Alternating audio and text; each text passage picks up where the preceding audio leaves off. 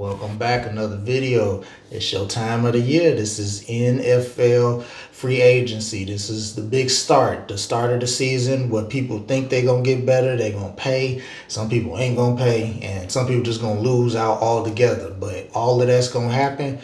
I'm going to let you know right now, I'm not naming all of these people that have changed teams, have been released. We not going to do it. It's just one man. No one man should have all that power. Somebody said that, but yeah, we going to focus on certain amount of people. So if you came for a whole rundown, you are sadly mistaken. You won't get that here. You probably need to go to them other people, the people that have funding for that. So yes, anyways, we're going to get started. Just disclaimer, Rams, they got it kind of started a little bit. They traded their 26th first round pick and a fifth and a sixth for Trent McDuffie, and then they signed him to a 4-year, $124 million deal. Jaden Watson, 3-year, $51 million deal. So the Rams basically said, we're going to take all of Kansas City's cornerbacks. And truth be told, these guys play together. They know how to operate. And after we watched the Rams and their debacle, playoff game after playoff game of receivers just tearing them apart, yeah, you probably need to get somebody over there a little bit more solid. They did re-sign Kamar Curl, so you got the secondary pretty much intact. The pass rush, you just got to be a little bit more consistent in finishing, but you got the guys to do it. So cornerbacks, that's what you needed. That's what you got. The Bears, they said we're going to go out here and sign Kobe Bryant. Not Kobe. Yeah, Kobe with a C. 3-year, $40 million. And Devin Bush, also 3-year, $30 million. Seems like it's a lot of 3-year deals already. But yeah, they had to get faster. The Bears released Tremaine Edmonds. They wanted to say that $15 million. He ends up with the Giants on a 3-year, $56 million deal. Kobe Bryant, he is going to replace Juwan Brisker, who is still available, but I guess this is just a move to get faster because these guys are faster than the guys they had in the defense before, and you are playing in a division with the Vikings, the Lions, and the Packers, so it will behoove you to add some speed because all of them have pretty good receivers. You know, just a Jefferson or a Reed or Brown. Some of those guys, I think those guys in the division, you might want to get some guys that can cover them or at least attempt to. So yeah, Bears, they getting started. Bears, you know what you got to do. I ain't going to say it. Yeah, I'm going to say it. You know what you got to do now. You didn't get Crosby, that's cool. I'm not hurt. But you're going to have to get somebody on that pass rush side. Stop playing these games. Linebacker, cornerback. Year after year, we go linebacker, cornerback. I don't hear nothing about no draft. If something comes up and you need to get moving on that. Trey Henderson is still available. Played for the Cincinnati Bengals. He's not going to be cheap, of course, but 31, still one of the top pass rushers in the league. You might want to see what he's asking for. So we don't want to hear this. I'm waiting for the draft, and then the draft come and you still have no pass rusher. Do right by your peoples. Post. Don't make me call up to the office again. You hear me? Don't make me call up there. So yeah, we're gonna continue on. The Bears, we're gonna see what y'all gonna do. Alex Pierce from the Indianapolis Colts gets a 4-year, $116 million deal. We all seen that coming, right? So yeah, Alex Pierce had a breakout season pretty much. Been a really good receiver first 4 years. Looks to go up. So him getting this deal, it made the Colts decide to trade Michael Pittman to the Steelers for a 7th round pick. I'm still not sure what the purpose of this was. I don't know if these were strapped for cash or they just wanted to get rid of bro, but I don't understand. Michael Pittman, another serviceable receiver. Colts have a really good receiving core. For those of you that don't know, it's just been hindered by lack of quarterback play. 44-year-olds, broken legs, broken jaw, retirements, all of that. The Colts just have not been able to get the balls consistently to these receivers, but they do have good receivers over there. And Michael Pittman is on his way to the Steelers.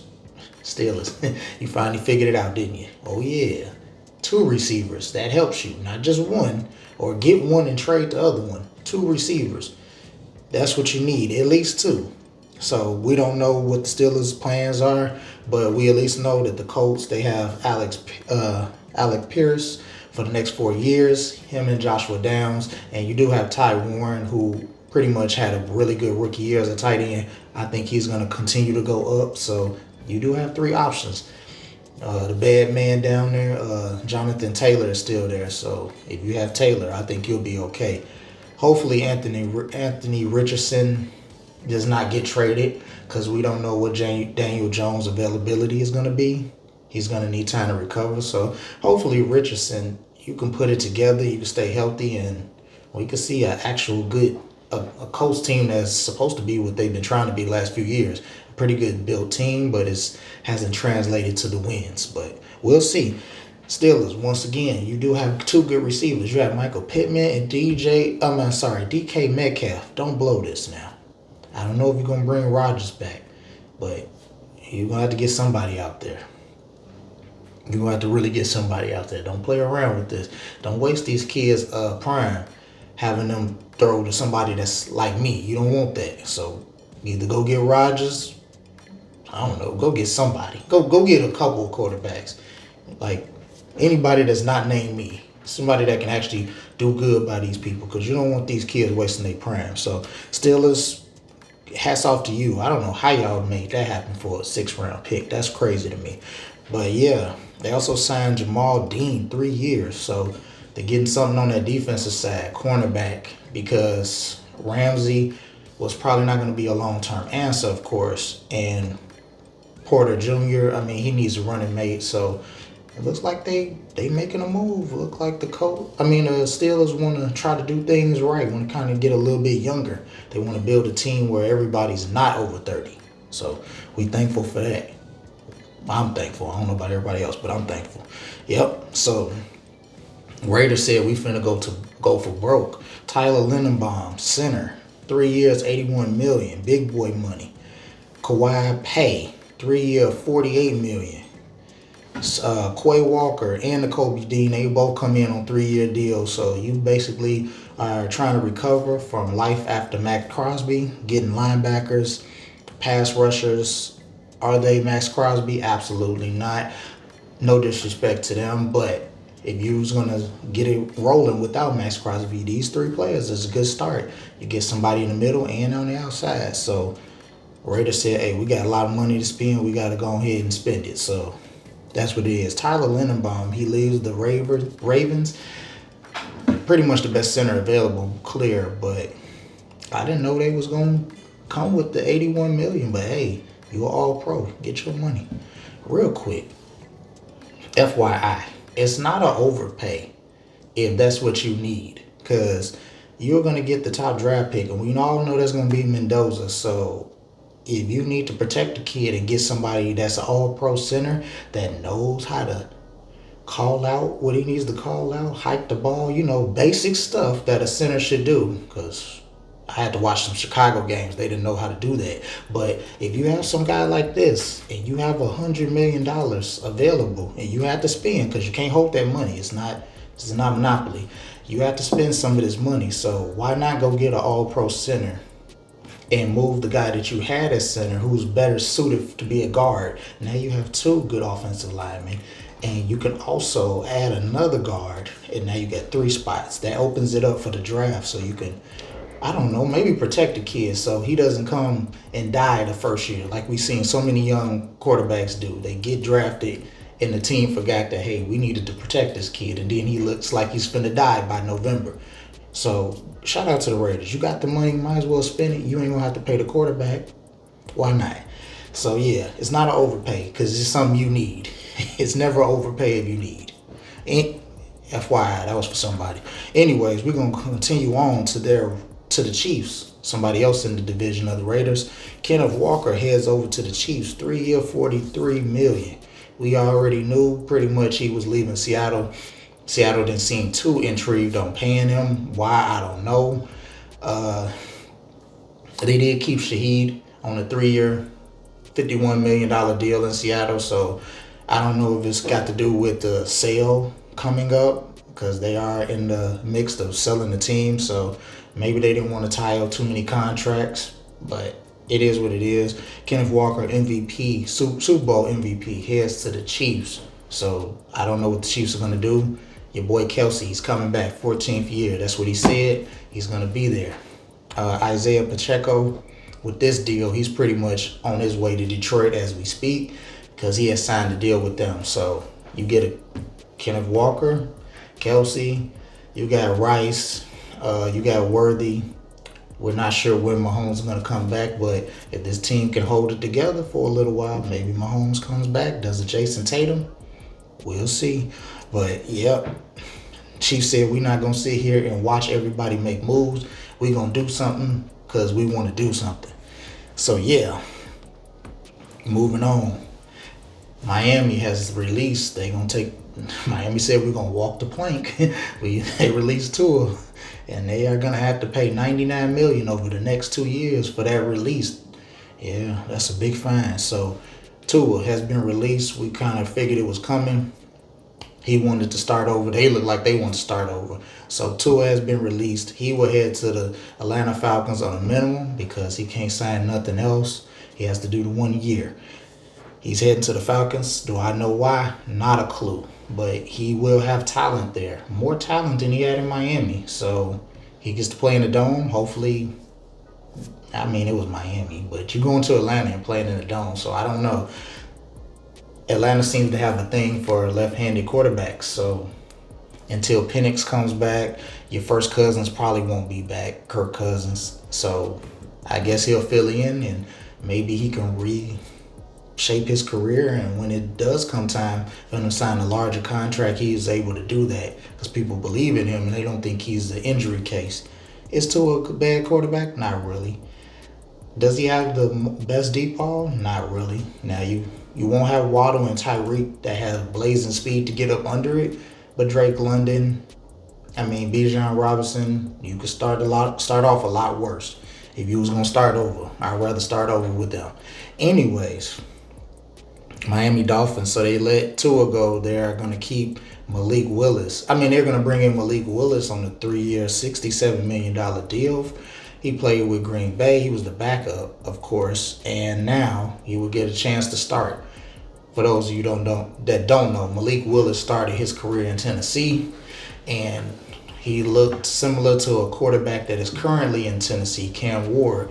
But he did have to go become a backup, and now he has reestablished himself, and hopefully this works out with him. He has the head coach who was the defensive coordinator from Green Bay, as well as the GM who worked in Green Bay. So they're familiar with him. Hopefully they actually see him as a threat and put talent around him, and they don't just leave him for dead.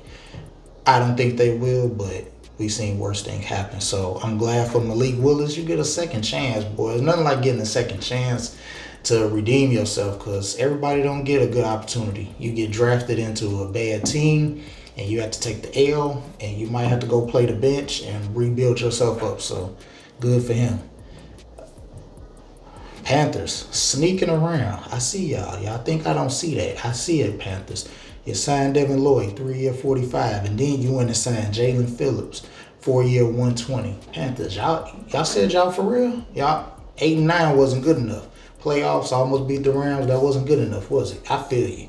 Hey, don't ever let them tell you can't go up. You can go up. So the Panthers sneaking around, making little sneaky good deals, helping that defense.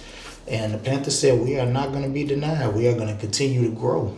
And I believe this is a good start. So I'm proud of the Panthers. They said we're not just going to sit on our hands. We want to be better than we were. Because 8-9, getting the division, that wasn't good enough. So, yeah, I'm proud of y'all. Other news.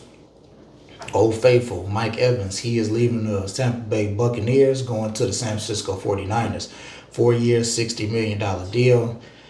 Kind of sad because he's been with Tampa for 12 years. You thought he would retire there, but he's going over there to San Francisco, playing with Birdie. 49ers need receiver help. They absolutely do. It would behoove you to get another receiver because y'all had so many injuries. It's just ridiculous. But, yeah, they was able to recover from that. And I don't know. I don't know how that's going to go. It would be weird seeing him in a 49ers jersey, but it is Mike Evans. He's pretty much been a lock for a 1,000-yard receiver receiving yards every year he's played, except for I think the last season he had too many injuries, but I think he's still going to give you good work. And with that being said, what did we learn?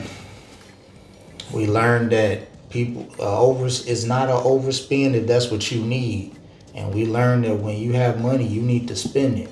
And we learned that you could sneak around. 8 and 9 ain't good enough. You need to sneak and sign you some good free agents, people that you people ain't paying attention to, but yeah. And if you really want to get rid of somebody, and I mean really get rid of them, you will pay $99 million to let them go right up the street to Atlanta. So yes, we get rid of people and we walk the plank and pay $99 million for that. I wish somebody get rid of me for $99 million. That would have been cool. But anyways, oh yes, and random. I know y'all was waiting on this, so I saved it for last. Mitchell Trubisky. He's headed to the Tennessee Titans to help them grow Cam Ward. We don't waste any opportunity to shout out Maserati Mitch on this podcast. Maserati Mitch, aka Mitchell Trubisky, we always give you love. We shout you out. So we appreciate what you do as you continue to push the NFL league forward. This is not a troll. I'm being dead serious. We like Maserati Mitch over here, and we give him the love and support he needs. So head on down to Tennessee, man. Get the young boy together. If you got to come in, so be it. You and Nagy, we can let the good times roll and be like 2018 when you led the Bears. So we never forget that. We always support you. Thank you, Maserati Mitch. We appreciate you. And with that being said, that's all I got for you. I'll catch you on the next one.